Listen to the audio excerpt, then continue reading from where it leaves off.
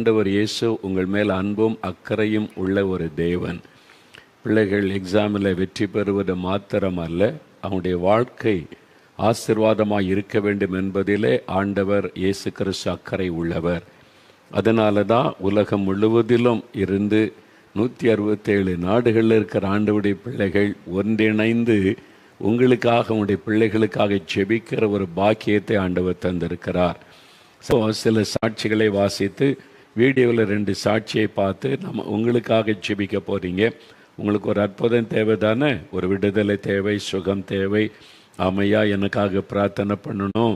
யாரோ சொந்தக்காரங்க சொன்னாங்க, தெரிந்தவங்க சொன்னாங்க, இந்த நிகழ்ச்சியை பார்த்து பிரார்த்தனை பண்ணால் இயேசு அற்புதம் செய்வான்னு சொன்னாங்க, அதனால் நான் காத்திருக்கிறேன்னு சொல்கிறீங்களா? உங்களுக்கு தான் இயேசு இன்றைக்கு அற்புதம் செய்ய போகிறார். நான் சில சாட்சிகளை வாசிக்கிறேன். எப்படி அந்த அற்புதத்தை பெற்றுக்கொள்கிறாங்க, என்னென்ன விதமான அற்புதங்களை இயேசுவிடத்தில் பெற்றுக்கொள்கிறாங்க. உங்களுக்கு எந்த காரியத்தில் அற்புதம் தேவையோ அதில் இயேசு அற்புதம் செய்வார். சரியா? இவரால் இதான் முடியும் அதான் முடியும் அப்படிலாம் கிடையாது. சகலத்தையும் செய்ய வல்லவர். ஒரு சாட்சி பாருங்களேன். ஒரு பெரிய அற்புதம், 2 அற்புதம் ஒரு சகோதரிக்கு நடந்திருக்குது. சகோதரி உஷா கன்னியாகுமரியிலிருந்து சகோதரி உஷா அவங்க அனுபவத்தை எழுதியிருக்கிறாங்க. எனக்கு திருமணம் முடிந்து 5 வருடங்களாக குழந்தை இல்லாமல் இருந்தது. குழந்தை இல்லாததினால் மிகவும் கஷ்டப்பட்டேன். வெளியில் எங்கும் செல்ல மாட்டேன். தெரிந்தவர்களே என்னிடத்தில் குழந்தை இல்லையா என்று கேட்கும்போது பதில் கூறுவதற்கு கஷ்டமாக இருக்கும். எதற்காக வாழ்கிறோம் என்ற கேள்வி எனக்கும் என்னுடைய கணவருக்கும் ஒவ்வொரு நாளும் மனதில் வந்து கொண்டே இருக்கும். இந்த நிலையில் மருத்துவமனையில் பரிசோதித்த போது கர்ப்பப்பையில் கட்டி இருக்கிறது என்றும் அதை அறுவை சிகிச்சை செய்ய வேண்டும் என்றும் மருத்துவர்கள் கூறினார்கள். அறுவை சிகிச்சை செய்தாலும் குழந்தை கிடைப்பதற்கு வாய்ப்பு இல்லை என்று மருத்துவர்கள் சொல்லிவிட்டார்கள். இதனால் நான் அறுவை சிகிச்சை செய்ய விரும்பவில்லை. இந்த நிலையில்தான் ஊரடங்கு காலத்தில் ஜெபிக்கலாமாக நிகழ்ச்சியை நாங்கள் குடும்பமாய் பார்க்க ஆரம்பித்தோம். இந்த நிகழ்ச்சி வராவிட்டால் எங்களுடைய வாழ்க்கையே முடிந்து போயிருக்கும். அந்த அளவுக்கு எங்களுக்கு மிகவும் ஒரு ஆறுதலாக இருந்தது. இந்த ஜெபிக்கலாம் நிகழ்ச்சி நம்ம இப்போ செய்கிறோமே, இது யார் ஆரம்பித்தான்னு நினைக்கிறீங்க? மோகலாசரசா? இது நான் ஆரம்பித்த நடத்துகிற நிகழ்ச்சி அல்ல, இயேசு கிறிஸ்து.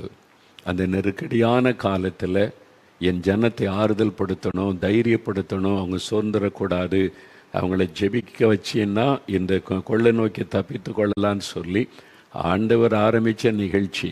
அப்போ கொள்ளை நோய் முடிச்சிட வேண்டியது தானே அப்படின்னு சிலர் விரும்புகிறாங்க.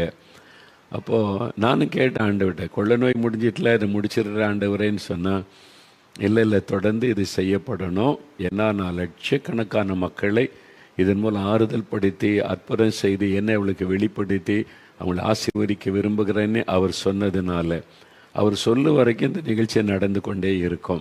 ஏன்னா அவர் தான் இதை ஆரம்பித்தவர், நடத்தி கொண்டிருக்கிறவர். நான் அவருடைய வேலைக்காரன், அவர் சொல்லுவதை செய்வேன். இப்போது இந்த நிகழ்ச்சியினால் பாருங்கள், இதை மாதிரி எத்தனையோ பேர் பல தேசங்களில் போராடலாம் சொல்கிறாங்க.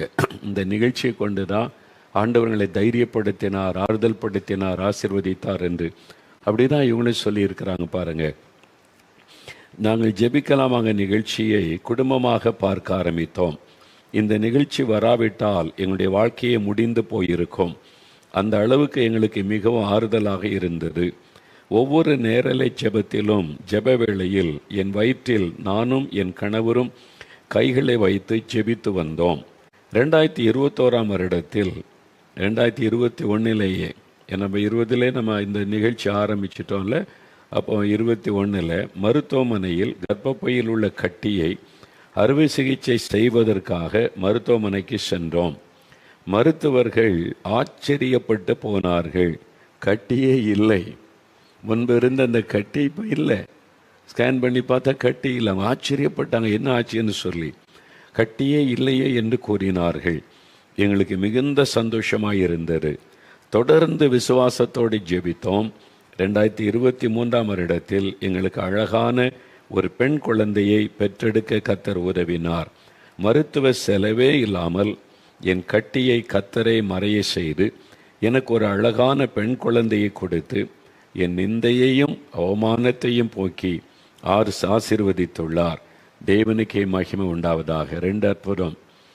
என்னை கர்ப்பப்பையில் கட்டி அதனால் குழந்தை பிறக்க வாய்ப்பே இல்லைன்னு சொல்லிட்டாங்க. ஆப்ரேஷன் பண்ணி கட்டி எடுத்தாலும் குழந்தை பிறக்க வாய்ப்பில்லை அப்படின்னு மருத்துவர் சொல்லிட்டாங்க. இப்போ அவர் பாருங்க, ஆண்டவர் முதலாவது செய்த அற்புதம். அவங்க கையில் மனைவி சேர்ந்து ஜெபிக்கிற ஜெபத்தை மாதிரி வல்லமை உள்ளது எதுவுமே கிடையாது. 2 பேர் பூமியிலே ஒருமனப்பட்டு எதை கேட்டாலும் செய்வேன் இயேசு சொல்லி இருக்கிறார். ஒரு கணவன் மனைவி ஒருமனப்பட்டு ஜெபிச்சிட்டிங்கன்னா ஆண்டவர் அற்புதம் செய்வார். 2 பேரும் சேர்ந்து ஜெபிச்சாங்க. கட்டிய ஆண்டவர் மறைய பண்ணிட்டார். கற்பத்தின் கனியை கொடுத்து ஆசீர்வதிச்சிட்டார். இயற்கைக்கு மேற்பட்ட அற்புதம் இன்னைக்கு உங்களுக்கு ஆண்டவர் செய்வார். விசுவாசத்தோடு நீங்கள் இருக்கிற இடத்துல ஜெபித்தா போதும். அதனால் உங்கள் வீட்டில் எங்கே இருக்கீங்களோ, ஆஸ்பத்திரியில் எங்கே இருந்தாலும் சரி, விசுவாசத்தோடு ஜெபிக்கணும். என் ஜெபத்தை இயேசு கேட்கிறார், எங்கள் பக்கத்தில் இயேசு இருக்கிறார், நான் ஜெபிக்கிறதுபடி எனக்கு செய்வார். அதான் விசுவாசம். விசுவாசத்தோடு ஜெபிக்கணும். அடுத்தது பாருங்க, சகோதரர் போவாஸ் வாசுதேவநல்லூர். அங்கிருந்து ஒரு சகோதரர் பாருங்களேன், அவருக்கு 13 வருஷமாக ஒரு பிரச்சனை. நான் இயேசுவை அறியாத குடும்பத்தில் பிறந்து இயேசுவை ஏற்றுக்கொண்டவன். நான் 13 வருடங்களாக பிசாசு போராட்டத்தினால் மிகவும் அவதிப்பட்டு வந்தேன். என்னால் இரவு நேரங்களில் சரியாக தூங்கவே முடியாது. அதிலும் செவ்வாய் வெள்ளி கிழமை என்றால் ரொம்ப கஷ்டப்படுவேன். இரவு நேரங்களில் நான் படுத்திருக்கும் போது ஏதோ ஒன்று என்னை அமுக்குவது போன்று இருக்கும். நான் இருக்கும் அறையில் ஒரு உருவம் கடந்து போவதை என்னால் உணர முடியும். ஒரு பிசாசு நான் பகலில் வேலை செய்யும் போது என் காதில் ஏதாவது பேசிக்கொண்டே இருக்கும். பகலில் அவர் வேலை செஞ்சிருந்தா கூட காதில் ஒரு சத்தம் கேட்டுக்கிட்டே இருக்கும் பாருங்க. இது தவிர உடல் ரீதியாக அதிக பாதிப்பு ஏற்பட்டது. கால் எரிச்சல் ஏற்படும், தலை வலி வரும், சரியாக சாப்பிட முடியாது, அப்படி சாப்பிட்டால் வாந்தி ஏற்படும், காய்ச்சல் அடிக்கடி வரும், வேலை செய்யும் இடத்தில் எல்லாரிடமும் காரணமில்லாமல் சண்டை போடுவேன். இது நிமித்தமாய் மனசளவிலும் பாதிப்பு, சரீரத்தில் பாதிப்பு, ஆவியில் ஒரு பயம் கலக்கம், சரீரத்திலும் வியாதி, மனதிலும் பாதிப்பு.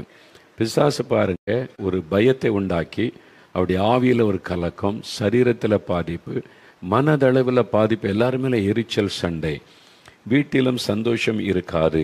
என் மனைவியை நான் அடித்து விடுவேன். குடும்பத்தில் ஒரு சமாதானமே இருக்காது. இதற்காக பரிகாரம் செய்வதற்காக மந்திரவாதிகள் மற்றும் குறி சொல்லுகிறவிடத்தில் சென்று பணம் செலவழித்து பார்த்தோம். ஆனாலும் எந்த ஒரு பயனும் இல்லை. நீங்கள் இந்த மாதிரி ஒரு பிரச்சனையிலேருந்து விடுதலை பெறணும் அப்படின்னு சொன்னால் மந்திரவாதிகள் குறி சொல்கிறவங்க காசு கேட்பாங்கல்ல, நீ இவ்வளோ காசு கொடு நான் சரி பண்ணுகிறேன்னு சொல்லி, எங்கே காசு கேட்டு உங்களை சரிப்படுத்துகிறேன்னு சொல்கிறாங்களோ அது கடவுளுடைய காரியமாகவே இருக்க முடியாது. அப்போது ஆண்டவர் தான் உங்களுக்கு விடுதலை தர முடியும் இல்லை. குறி சொல்கிறவங்க அது குறி சொல்லுகிற ஆவி சொல்லுவாங்க, அது கடவுள்னு சொல்லுவாங்களா? குறி சொல்கிறத கடவுள் பேசுகிறான்னு சொல்லுமா? அது ஒரு ஆவி குறி சொல்லுகிறத, அதை பயந்து கடவுள் மாதிரி அதுக்கு மரியாதை செலுத்தும், அவ்வளோதானே தவிர அவங்களுக்கே தெரியாது ஒரு ஆவி என்பதாய். அப்போ அது உங்களுக்கு விடுதலை தர முடியுமா? இல்லை. அப்போ நீங்கள் கண்டுபிடிக்கணும், மெய்யான ஒரு கடவுள்னா யார், எப்படிப்பட்டவர், அவர்னா எப்படி செயல்படுவார், காசு கேட்பாரா, இதெல்லாம் யோசிக்கணும். நம்ம எப்படியாவது விடுதலை பெறணும், ஏதாவது செய்துடுறோம், ஆனால் முடியாமல் ஆகி விடுகிறாரு. பரவாயில்ல, ஒருவேளை அறியாமையில் அப்படி கஷ்டப்பட்டால் என்ன நடக்கிறது பாருங்கள். எவ்வளோ பணம் செலவழித்து பார்த்தோம், எந்த ஒரு பயனும் இல்லை. இந்த நிலையில்தான் 2023ஆம் ஆண்டில் அக்டோபர் மாதத்தில் தேவனுடைய கூடாரத்தில் வியாழக்கிழமை தோறும் நடக்கும் அற்புத விடுதலை பிரார்த்தனை ஜெபத்தில் கலந்து கொண்டேன். தேவ ஊழியர் ஒருவர் தேவ செய்து கொடுத்த பின்பு பிசாசின் பிடியில் உள்ளவர்களுக்காக ஜெபித்தார்கள். ஜெபிக்கும்போது என்னை அறியாமலே அலறிக்கொண்டு முன்பக்கம் விழுந்து விட்டேன். அப்பொழுது எனக்குள் இருந்த ஒரு பாரம் என்னை விட்டு விலகி போனதை உணர்ந்தேன். அதன் பின் ஒரு சமாதானம் எனக்குள் வந்தது. அந்த இரவு நன்றாக சாப்பிட்டு தூங்கினேன். எந்த ஒரு பிசாசு போராட்டமும் அன்று வரவில்லை. மறுநாளில் இருந்து என்னுடைய சொந்த வேலைகளை செய்ய ஆரம்பித்தேன். யாரிடமும் நான் இப்பொழுது சண்டை போடவில்லை, கோபமும் வரவில்லை. அன்றிலிருந்து இப்பொழுது வரை எந்த ஒரு பிரச்சனையும் இல்லை. இயேசு கிறிஸ்து என்னை தொட்டு பூரண விடுதலை கொடுத்துள்ளார். பாருங்கள், இது மாதிரி ஒவ்வொரு வியாழக்கிழமையும் நம்முடைய நாலுமாவுடைய தேவனுடைய கூடாரத்தில் ஒரு அற்புத விடுதலை பிரார்த்தனை நடைபெறும். 11 மணிலேருந்து 2 மணி வரை நடைபெறும். அதில் ஆயிரக்கணக்கான பேர் பங்கு பெறுவாங்க. அதில் என்ன சிறப்புன்னா, நிறைய பேர் சாட்சி சொல்லுவாங்க அவங்களுக்கு கிடைச்ச விடுதலை சுகத்தை. வேத வசனம் உங்களுக்கு அறிவிக்கப்படும், பைபிள் வசனம். இந்த வசனம் நீங்கள் கேட்க கேட்க உங்களுக்குள்ள விடுதலை சுகம் உண்டாகும். இந்த வசனத்துக்கு ஒரு வல்லமை உண்டு. அதனால தான் கர்த்தருடைய வசனத்தை பிரசங்கித்து அதன் பிறகு ஜெபங்கள் ஏறெடுக்கப்படும். இயேசுவின் நாமத்தில் ஜெபிக்கும் போது அநேகர் பில்லி சூனிய பிசாசு கட்டிலேருந்து விடுதலை அடைகிறாங்க, வியாதியஸ்தல் சுகம் அடைகிறாங்க. இதுங்களா ஒரு ஊழியரங்க யாருங்க, ஆள் முக்கியம் கிடையாது, மோகலாசஸ் முக்கியம் கிடையாது. இயேசு தான் அற்புதம் செய்கிறவர். யாரும் ஜெபித்தாலும் இயேசு அற்புதம் செய்கிறவர். அதனால் இங்கே நிறைய ஊழியர்களை பயன்படுத்துவார். நீங்கள் இவர் இருப்பார் அவருப்பார் தேடி வராதுங்க, இயேசு இருப்பார். இயேசு விடுதலை தருண விசுவாசத்தோடு நிறைய பேர் ஒவ்வொரு வாரமும் விடுதலை சுகம் பெற்று போகிறாங்க. கொடுப்பார். 13 வருஷ பிசாசு போராட்டம் ஆண்டவர் பாருங்கள் இலவசமாய் விடுதலை கொடுத்தார்ல. இன்றைக்கு உங்களுக்கு விடுதலை தருவார், நீங்கள் இருக்கிற இடத்துல ஜெபிக்கும் போது. அடுத்தது பாருங்கள், சகோதரி பிரேமா பெங்களூரில் இருந்து சகோதரி பிரேமா, எனக்கு கடந்த 2023 வருடத்தில் 4 மாதங்களாக 2 கைகளிலும் ஜாயிண்ட் பெயின் பிரச்சனையால் மிகவும் கஷ்டப்பட்டு வந்தேன். என்னால் கைகளை உயர தூக்கினால் வலிக்கும். சாதாரணமாக பாத்திரம் கழுவும் போதும் என்னுடைய மணிக்கட்டு பயங்கரமாக வலிக்கும். உடனே அப்படியே போட்டுவிட்டு உட்கார்ந்து விடுவேன். வீட்டை சுத்தம் செய்யும் போதும் கைகளை பயன்படுத்தும் போது மிகவும் வலிக்கும்.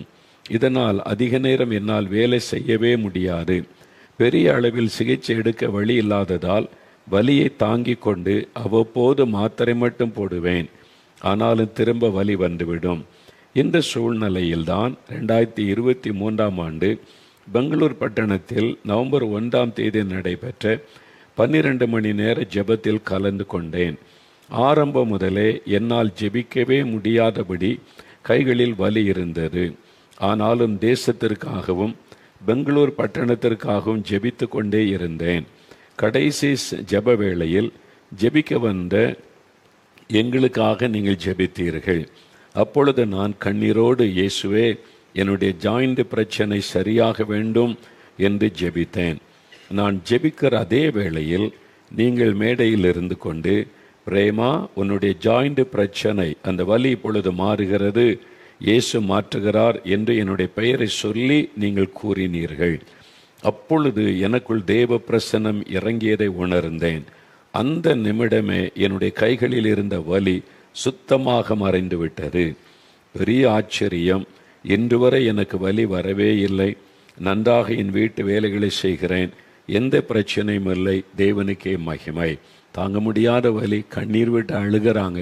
அந்த கண்ணீரை கூட்டத்துக்குள்ள அன்றைக்கு 80,000 பேர் கூடி இருக்கிறாங்க. நவம்பர் 1 பெங்களூரில் பேலஸ் கிரவுண்டில் உபவாச ஜெபம். 80,000த்துக்கும் அதிகமான மக்கள் 2 காலம் நிரம்பி இருக்கிறாரு. அதுக்குள்ளே நிற்கிறாங்க. ஆண்டவருடைய பெயரை சொல்லுகிறார், அவனுடைய வியாதியை சொல்லுகிறார். பெயர் சொல்கிறது, அந்த பேர் உள்ளவங்க நிறைய பேர் இருப்பாங்களே நம்ம நினைக்க தோன்றும். இந்த பேர் உள்ள ஆளுக்கு இன்ன வியாதி அப்படின்றத யாரால சொல்ல முடியும்? ஆண்டவரால் மட்டும்தான் சொல்ல முடியும். அது மாத்திரம் இல்லை, பேரையும் சொல்லலாம், வியாதியும் சொல்லலாம். சுகமாகணும்ல. அந்த நிமிடத்திலேருந்தே அந்த வலி மறைந்து விட்டது, சுகம். இதுதான் ஆண்டவர் இயேசு செய்கிற மகிமையான அற்புதம். இது மனிதனால் நடக்கிற விஷயம் அல்ல. பரிசுத்த ஆவியானவர் இறங்கி காரியங்களை வெளிப்படுத்தி அற்புதம் செய்கிறார். ஆண்டவர் உங்களுடைய காரியத்தை அறிந்திருக்கிறார். நீங்கள் ஜெபிக்கும் போது அற்புதம் செய்வார். சகோதரர் மோகன்தாஸ் குன்னூரில் இருந்து சகோதரர் மோகன்தாஸ், இவங்களுக்கு ஒரு பெரிய அற்புதம் நடந்திருக்கு. பாருங்களேன், இது ஒரு பெரிய அற்புதம். நிறைய பேர் கவனிங்க, ஏதோ ஒரு பாவம், மதுபானம், போதை வசு அடிமைப்பட்டு அப்படியே கலங்குறீங்களா, என்னால் விட முடியலையேன்னு சொல்லி இந்த சகோதரர் சொல்றார் பாருங்க. நான் 35 வருடங்களாக மதுபான பழக்கத்திற்கு மிகவும் அடிமையாக இருந்தேன். நான் என்னுடைய நண்பர்கள் மூலமாய் குடிக்க ஆரம்பித்தேன். சரிங்களா? நிறைய பேர் இந்த பாவத்துக்குள்ளே சிக்கிறதே ஃப்ரெண்ட்ஸ் மூலமாக தான். அவங்க பாவம் செய்கிற உடனே பாவம் செய்யாத இந்த குடிக்காத அல்ல போதை வசு பயன்படுத்தாதவங்கள பார்த்தா அவங்களுக்கு ஒரு மனசாட்சி வாதிக்கும். இவங்கெல்லாம் நல்லா இருக்காங்க, நான் அதுக்கெல்லாம் மாட்டிக்கிட்டேனேன்னு சொல்லி உடனே அவர்கள் இவங்களையும் குடிக்க வச்சுட்டா நமக்கு ஒரு ஆறுதலாக இருக்குன்னு சொல்லி கட்டாயப்படுத்தி ஏமாற்றி கொஞ்சம் கொஞ்சமாக குடிக்க வச்சுருவாங்க. கொஞ்சம் குடி, கொஞ்சம் பாரு, டேஸ்ட்டு பாரு அப்படின்னு. அவங்களுக்கு நல்லா தெரியும் இது அவங்கள பாதிக்குது, குடும்பத்தை பாதிக்குதுன்னு. ஆனால் ஒரு சுயநலம், இதான் மனுஷ சுபாவம், மற்றவர்களை பாவத்துக்குள்ளாக்குவது. அதே மாதிரி அது மாதிரி தான் போதை வஸ்துகள், அதெல்லாமே நண்பர்கள். அதனால தான் சரியான நண்பர்களை தெரிந்தெடுக்க பழகணும். நீங்கள் வேலைக்கு போகிற இடத்துல படிக்கிற பிள்ளைகளும் எல்லாரையும் நீங்கள் நேசிக்கணும். எல்லாரோட ஃப்ரெண்ட்ஷிப் வைக்கக்கூடாது. நெருங்கின ஃப்ரெண்ட்ஷிப்னா அவங்களுடைய ஒழுக்கமாக இருக்காங்களா, நேர்மையாக இருக்காங்களா, தெய்வ பக்தியோடு இருக்கிறாங்களா. சிலர் இந்துக்களாக இருப்பாங்க, இஸ்லாமியர்கள் ரொம்ப தெய்வ பக்தியாக பரிசுத்தமாக இருப்பாங்க. அந்த மாதிரி ஒரு ஃப்ரெண்ட்ஷிப் வச்சா கூட உங்களுக்கு நல்லது.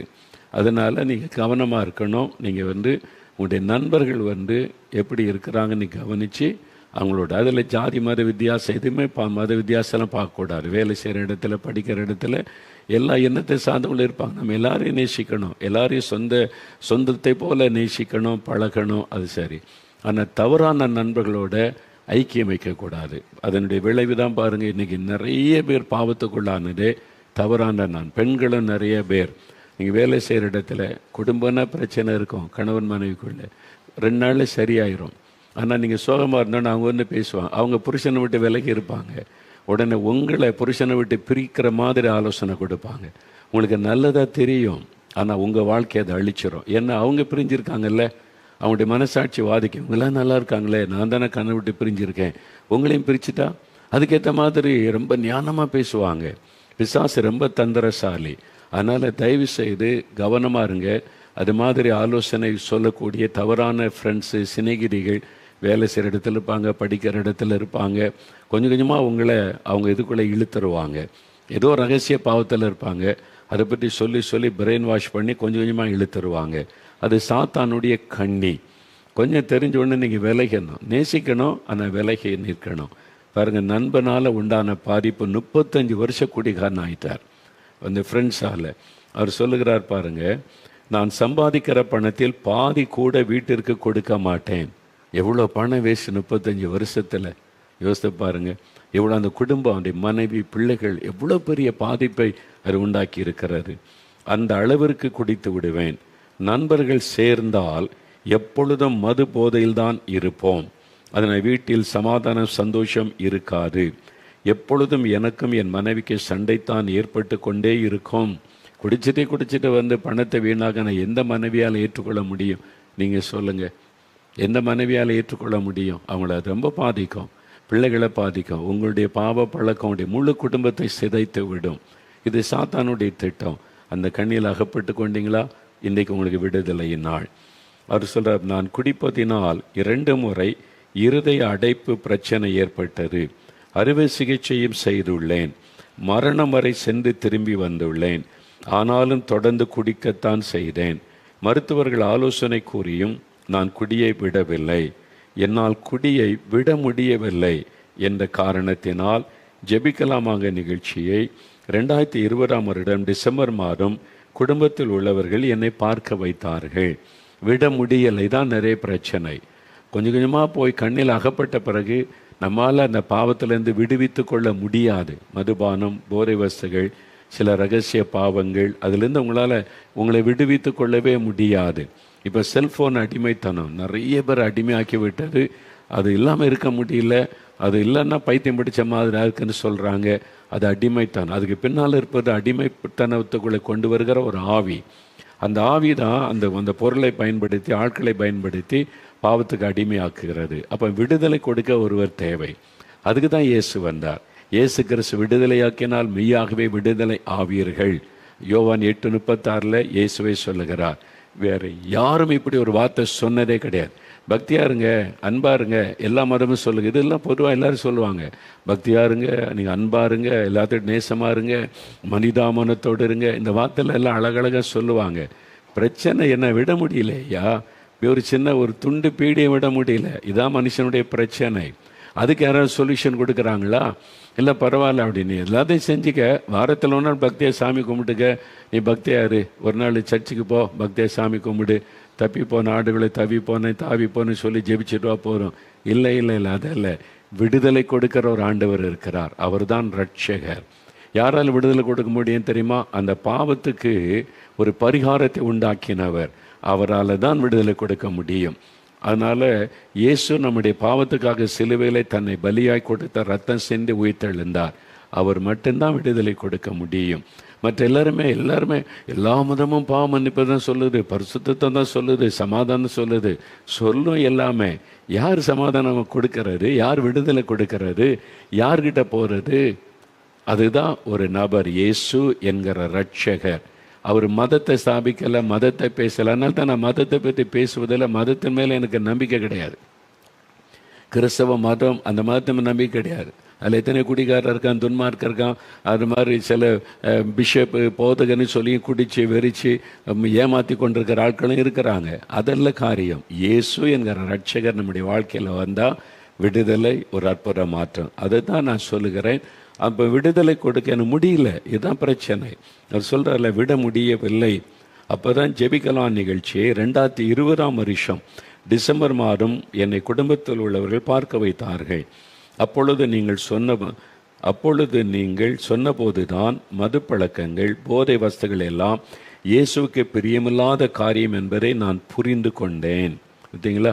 ஏன்னா நிறைய கிறிஸ்தவங்க அப்படியே இருந்து எல்லா நியாயத்தை பண்ணிட்டு சர்ச்சில் வந்து அப்படியே முழங்கால் போட்டு பக்தியாக வந்துட்டு போயிடுவாங்க, அவ்வளோதான். அப்புறம் இயேசுக்குள்ள சம்பந்தம் இருக்கா? இதை பார்த்துட்டு இப்படித்தான் போல, அப்படி கிடையாது. இயேசுவை சந்தித்த ஒரு அனுபவத்தோடு நம்ம வாழணும். கிறிஸ்தவ வாழ்க்கையில் ஒரு எக்ஸ்பீரியன்ஸ் வித் லார்ட், ஆண்டவரோடு ஒரு அனுபவம், அதான் கிறிஸ்தவம்.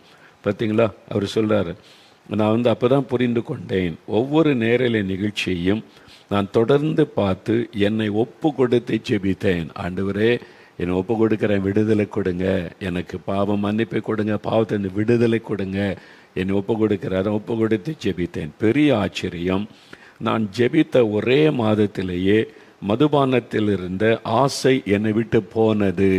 இதான் உண்மையான விடுதலை. அதான் இயேசு சொல்லுகிறார், இயேசுவாகிய நான் உங்களை விடுதலையாக்கினால் மெய்யாகவே விடுதலை ஆவீர்கள். மெய்யான விடுதலை அது இயேசுவால் மட்டும்தான் தர முடியும். அந்த ஆசையை போய்விட்டது பாருங்க. அந்த குடிக்கின்ற எண்ணமே எனக்கு வரவில்லை. இயேசு கிறிஸ்து அனுதினமும் என்னை செபிக்க வைத்தார். இப்பொழுது அனுதினமும் நன்றாக செபிக்கிறேன். 3 வருடங்களுக்கு மேல் ஆகிவிட்டது. நான் மதுபானம் குடிக்கவே இல்லை. இதுதான் இயேசு செய்கிற மிகப்பெரிய அற்புதம். அந்த அற்புதம் உங்களுக்கு தேவைதானே? யாரோ ஒரு சகோதரன், ஒரு சகோதரி ஏதோ ஒரு பாவத்தில் சிக்கிட்டீங்க. இன்னைக்கு உங்களுக்கு விடுதலை நாள். இன்னைக்கு நிம்மதி, சமாதானத்தை பெற்றுக்கொள்ள போறீங்க. குடிக்கின்ற எண்ணமும் எனக்கு வரவில்லை. ஜீவன் இல்லாமல் இருந்த என் வாழ்க்கையில் புது ஜீவன் தந்த இயேசுவுக்கு மகிமை உண்டாகட்டும். அதான் இயேசு கிறிஸ்து. சரியா? இன்னொரு சாட்சியை வாசிக்கிறேன்.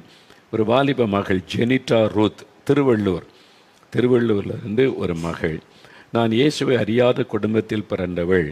நான் பள்ளியில் 7ஆம் வகுப்பு படிக்கும்போது என்னுடைய தோழி ஒருத்தி மூலமாக இயேசுவை நான் தெரிந்து கொண்டேன். 7ஆம் வகுப்பு முதல் கல்லூரி படிக்கின்ற வரைக்கும் நானும் அவளும் இணைந்து படித்தோம். இயேசுவை பற்றி நன்றாக தெரிந்து கொண்டு முழுமையாக நான் இயேசுவை ஏற்றுக்கொண்டேன்.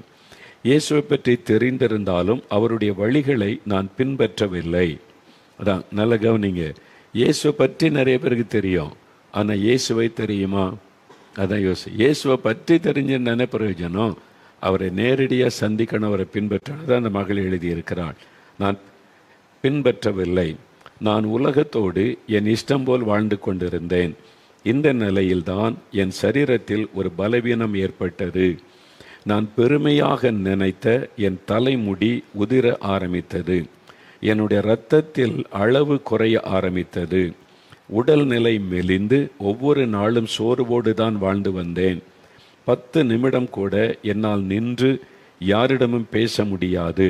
அந்த அளவுக்கு நான் பலவீனம் ஆனேன். என்னை குறித்து எனக்கே கவலையாக இருந்தது. இயேசுவை ஏற்றுக்கொண்டபடியால் தான் உனக்கு இந்த நிலைமை என்று எல்லாரும் என்னை வசைப்பாடினார்கள். ஒரு இயேசுவை ஏற்றுக்கொண்டா ஏதாவது நடந்த உடனே இயேசு ஏற்றுக்கொண்டல, அதனால தான் உனக்கு, மற்றவங்களுக்கு நடக்காதா? அதனால் தெய்வ பிள்ளைகள் பயப்படாரு. இயேசு சொன்னார், உலகத்தில் உபத்திரவம் உண்டு.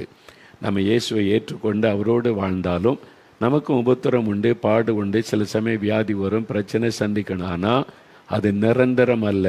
அது நம்மை முற்றிலும் அடிமைப்படுத்தாது. இயேசு என்ன சொல்லுகிறார்? உலகத்தில் உபத்திரம் உண்டு, ஆனாலும் திடன் கொள்ளுங்கள், நான் இருக்கிறவங்களுக்கு உலகத்தை ஜெயித்தேன், ஜெயம் தருவேன். அதான் வாக்கு தத்துவம். அதனால் பாடுகள் உபத்திரம் நிறைந்தது தான் வாழ்க்கை. அதெல்லாம் கண்டு சோர்ந்து போகாதங்க, ஆண்டவரை ஸ்தோத்திரம் பண்ணுங்க.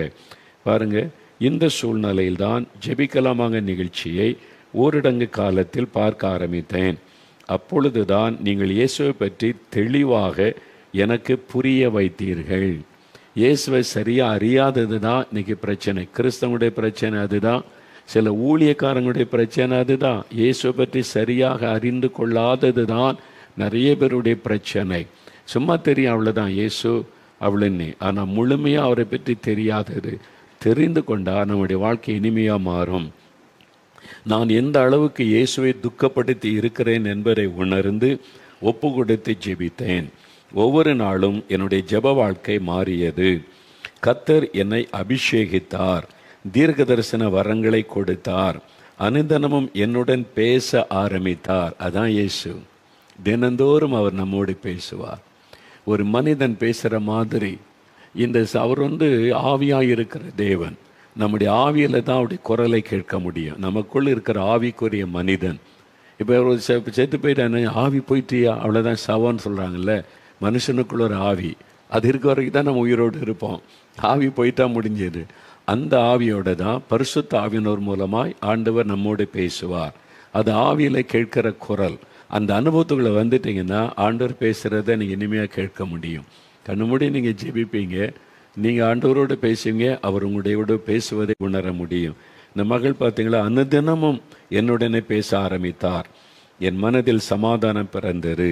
பெரிய ஆச்சரியம் என்னன்னா, என் சரீரத்தில் உள்ள குறைபாடுகள் எல்லாம் சரியானது. இரத்தத்தின் அளவு கூடினது. உதிர்ந்த முடிகள் எல்லாம் மீண்டும் வளர்ந்து அடர்த்தியானது. என்னை பார்த்து ஏளன பேசியவர்கள் மத்தியில் எல்லாரும் ஆச்சரியப்படும் வண்ணம் என் வாழ்க்கையை இயேசு கிறிஸ்து மாற்றியுள்ளார். இயேசுவே உண்மையான தெய்வம் என்பதை நான் அறிந்து கொண்டு அவரை துதிக்கிறேன். ஆமேன். பார்த்தீங்களா, இதுதான் அனுபவம். அப்போ நம்ம இயேசுவை ஏற்றுக்கொள்கிறோன்னா சும்மா பக்தியாக இருக்கிற வாழ்க்கை அல்ல, ஆண்டவரோடு அனுதினமும் வாழணும். நம்ம கொஞ்சம் விலகி போனால் என்ன செய்வார்? அவர் சிட்சிக்கிற தேவன். பைபிளில் இருக்குது, ஆண்டவர் நம்மை சிட்சிப்பாராம். அதுக்கு தான் சில சமய சிட்சை, வியாதி மூலமாக, சில பிரச்சனை மூலமாக அப்போ சிட்சித்து அவர் சேர்த்துக்கொள்கிறார். சிட்சை வரும்போது என்ன பண்ணுவோம்னா, ஐயோ நம்ம ஆண்டவர்கிட்ட விலகிட்டு அதான் நடக்குது, ஆண்டவர் பக்கம் திரும்புவோம். நம்முடைய ஆத்மாவின் மீது அக்கறையோடு தேவன் அதை செய்வார். அப்போ அவரோடு உள்ள ஐக்கியத்தை பலப்படுத்திட்டா பிரச்சனை மாறிவிடும்.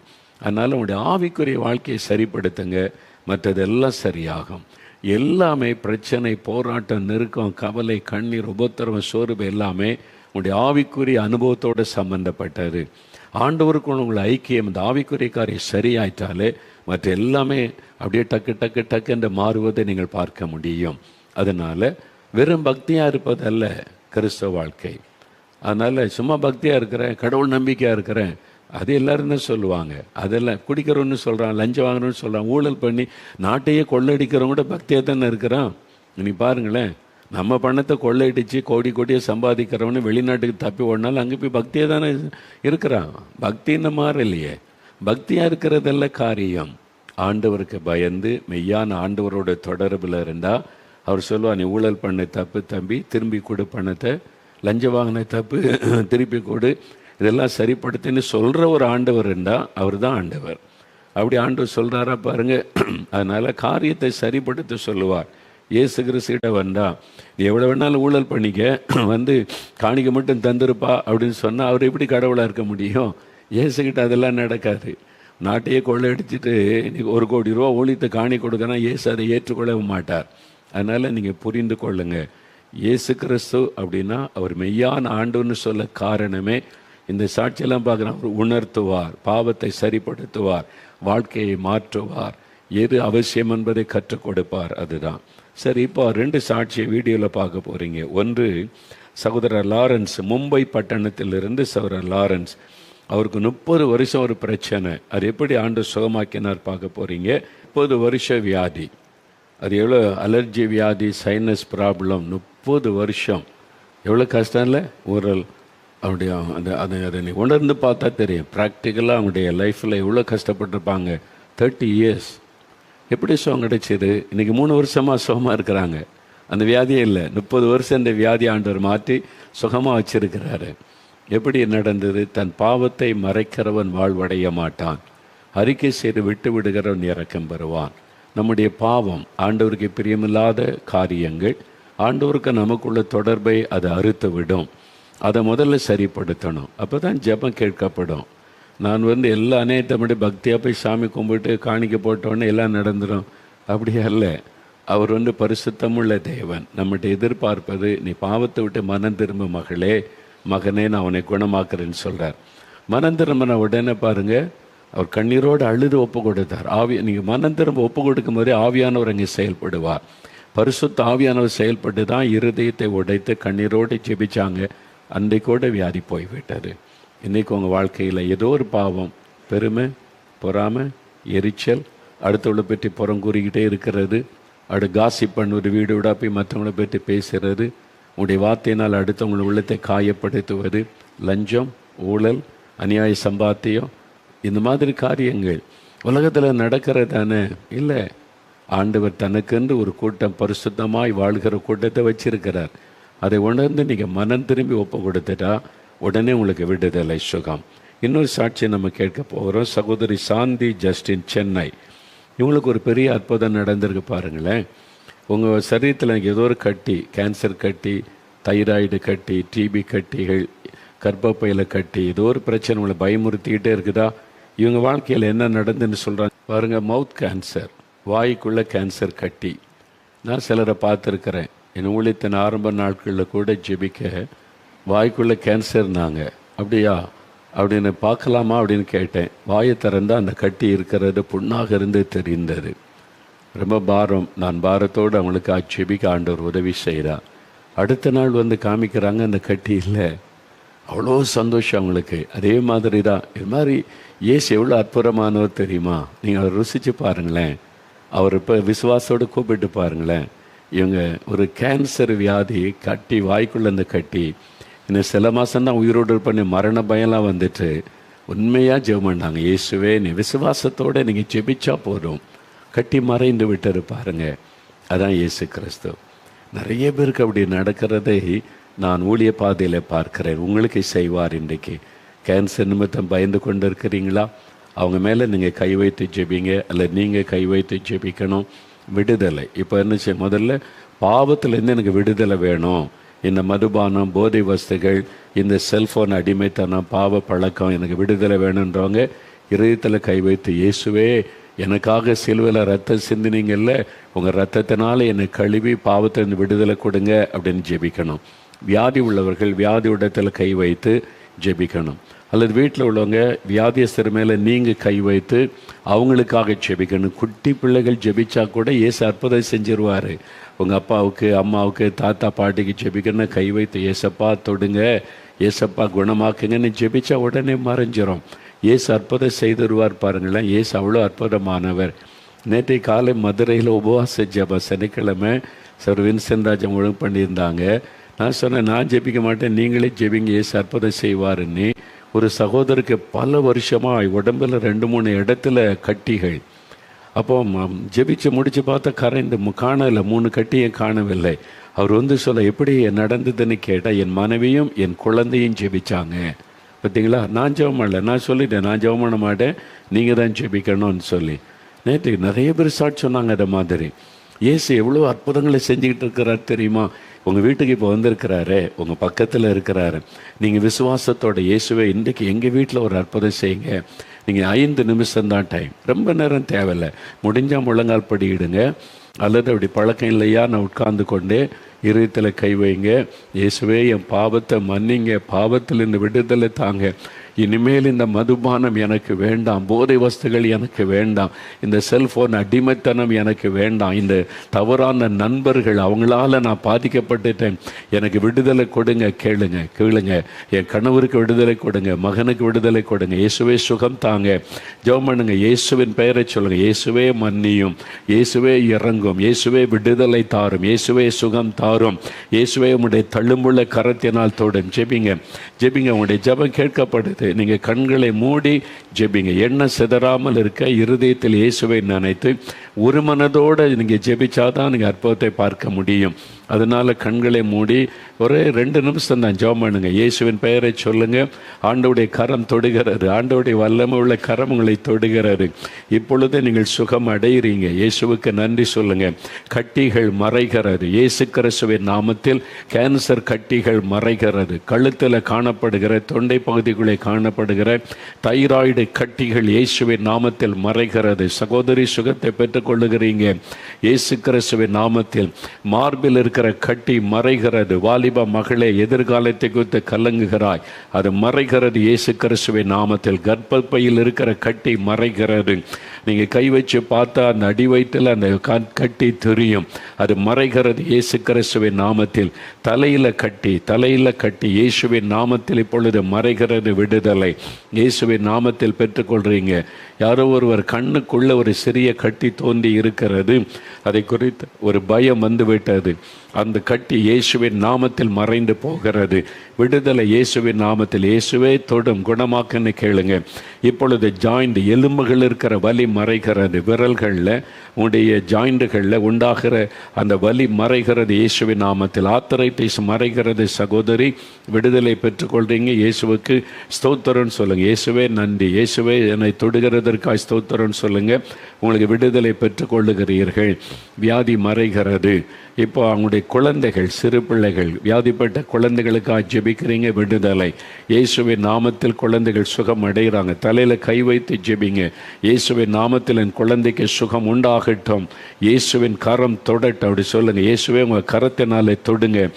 இப்போ ஆண்டவர் தொடும் பொழுது அற்புத மாற்றம் உண்டாகிறது. விடுதலை. சாப கட்டுகள் மாறுகிறது. பரம்பரையாய் தொடர்ந்து வருகிற வியாதி, சிலருக்கு பரம்பரையாய் தொடர்ந்து வரக்கூடிய வியாதி, அதனால் பாதிக்கப்பட்ட சில குடும்பத்தில் பலர் அந்த நோயினால் பாதிக்கப்பட்டு ஜெபிக்கிறீங்க. இப்போ அந்த வியாதி, அந்த அலர்ஜி வியாதி மறைகிறது இயேசுவின் நாமத்தில். விடுதலை பெற்றுக்கொள்ளுகிறீங்க. ஆண்டவருக்கு நன்றி சொல்லுங்க. இந்த தோல் வியாதி, சரும வியாதி, பரம்பரையாய் தொடர்ந்து வருகிற வியாதி இயேசுவின் நாமத்தில் மாறுகிறது. சகோதரி, உங்களுடைய ஜெபம் கேட்கப்பட்டது. இயேசுவுக்கு நன்றின்னு சொல்லுங்க. வினோதினி என்கிற மகள் அப்படி ஜெபிக்கிறீங்க. ஆண்டவர் உங்களுடைய ஜெபத்தை கேட்டு பரம்பரை வியாதியை மாற்றி குணமாக்குகிறார். இப்போ இயேசுவை கூப்பிட்டதுனால உங்களுக்கு விடுதலை. இனி பாவம் செய்யாத மகளே என்ற ஆண்டவர் உங்களுக்கு அன்பாய் ஆலோசனை தருகிறார். ஆண்டவருடைய கரம் தொட்டதற்காய் நன்றி சொல்லுங்க. இயேசுவுக்கு ஸ்தோத்திரம் சொல்லி ஆண்டவருக்கு நன்றி சொல்லுங்க. ஆண்டவர் அப்படி செய்த அற்புதத்திற்காக உங்களுக்கு நன்றி. செல்லப்பா என்கிற ஒரு சகோதரர் ஜெபிக்கிறீங்க. நீங்கள் படுக்கையில் இருக்கிறீங்க, எளிமை உட்காரக்கூட முடியாதபடி இயேசுவே எனக்கு விடுதலை தாருன்னு ஜெபிக்கிறீங்க. ஆண்டவருடைய வல்லம் உங்கள் மேலே இறங்குகிறது. இப்போ எழும்ப முடியும். எழும்புங்க. இயேசுவின் நாமத்தில் உட்காருங்க. ஒரு மாற்றம் இயேசுவின் நாமத்தில் உங்களுக்கு உண்டாகிவிட்டது. இயேசுவுக்கு நன்றி சொல்லுங்க. ஆண்டவருடைய கரம் தொட்டது. வேலாயுதம் என்கிற ஒரு ஐயா ஜெபிக்கிறீங்க. இங்கே ரொம்ப பக்தி உள்ளவங்க, தெய்வ நம்பிக்கை உள்ளவங்க. ஆனால் எத்தனையோ தெய்வத்தை கூப்பிட்டு எனக்கு விடுதலை இல்லையே, நீ ரொம்ப கலக்கத்தோடு இருக்கிறீங்க. மரண பயம் ஒரு பக்கம், சரீரத்தில் ஜாயிண்டாக வலி ஒரு பக்கம், வேதனையில் கலங்குறீங்க. இப்போ இயேசுவே நீ கூப்பிட்டதுனால உங்களுக்கு விடுதலை. இயேசுவின் நாமத்தில் சுகத்தை பெற்றுக்கொள்கிறீங்க. இயேசுவுக்கு ஸ்தோத்திரம்னு சொல்லுங்கள். இப்பொழுதே விடுதலை, சுகம் இயேசுவின் நாமத்தில். ஆண்டவர் செய்த அற்புதத்திற்காக உமக்கு நன்றி. ஆண்டவரே உமக்கு நன்றி. ஜெனிஃபர் என்கிற மகளை ஆண்டவர் தொடுகிறார். இயேசுடைய வல்லமை உனக்குள் இறங்கி வருகிறது. மகளே, உன் கண்கள் பாதிக்கப்பட்டு கண் அலர்ஜி, ஏதோ கண்ணில் அலர்ஜின்னு சொல்கிறாங்க, எனக்கு விளங்கலை. அந்த மாதிரி பிரச்சனையில் இருக்கிற ஒரு மகள், ஆண்டவருடைய வல்லமை உன் கண்களுக்குள் இறங்குகிறது. சுகம் உண்டாகிறது. இயேசுவின் நாமத்தில் விடுதலை. மகளே, இயேசுவுக்கு ஸ்தோத்திரம் என்று ஆண்டவரை மகிமைப்படுத்து. கத்தரப்படி கொடுத்த விடுதலைக்காக உமக்கு ஸ்தோத்திரம். உமக்கு நன்றி ஆண்டவரே, உமக்கு நன்றின்னு சொல்லுங்க. Thank you Lord. திவ்ய பாரதி. ஆனால் சிலர் உன்னை பாரதின்னு கூப்பிடுறாங்க, சிலர் திவ்யானி கூப்பிடுறாங்க. மகளே, ஆண்டவருடைய கரம் உன்னை தொடுகிறது. இயேசுவின் நாமத்தில் விடுதலை. நான் செத்து போயிடணும், எனக்கு தான் இந்த மாதிரி பிரச்சனை, வியாதி, எனக்கு சுகமே ஆகலை, மரித்து போனால் நல்லது என்று எண்ணுகிறாய். இல்லை, இயேசு உன்னை வாழ வைக்கிற ஆண்டவர். மகளே, இப்பொழுது உன்னை சுகமாக்கினார். உனக்கு ஆசீர்வாதமான எதிர்காலத்தை வைத்திருக்கிறார். இயேசுவுக்கு ஸ்தோத்திரம் சொல். இயேசுவின் நாமத்தில் ஆண்டவர் விடுதலை தந்து கொண்டே இருக்கிற. இப்போ அப்படியே வலதுகரம் வைத்துங்க. இயேசுவே ஸ்தோத்திரம் சொல்லுங்க. இயேசுவே உமக்கு நன்றி. இயேசுவே ஸ்தோத்திரம். தொட்டு விட்டே சுகம் தந்து விட்டே நன்றி. இயேசு கிறிஸ்துவின் நாமத்தில் ஜெபிக்கிறோம் பிதாவே. ஆமேன்.